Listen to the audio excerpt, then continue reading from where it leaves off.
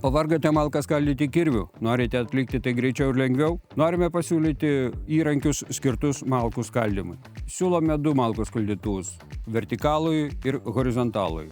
Vertikalusis malkų skaldytuvas yra galingesnis, jo pajungimui užtenka paprasto vienfazio įvado. Prieš pradedant dirbti įrenginiu būtina atsukti alsuoklį, kad tepalas galėtų laisvai cirkuliuoti. Su juo galima skaldyti ilgesnės, stambesnės malkas. Jo variklis 3 kW sukuria 8 tonų spaudimo jėgą. Su juo dirbti yra paprasta ir patogu. Nereikia dirbti susilenkus. Statome kaladę ant stalo, paėmę rankenėlės, suspaudžiame kaladę ir jas nuspaudžiam. Ir peilis skelia kaladę. Skaldant trumpesnės kaladės galima sumažinti peilio aukštį.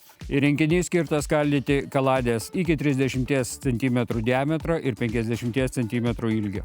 Šiuo įrenginiu galima skaldyti visų rūšių medieną, įskaitant ir kietmedį.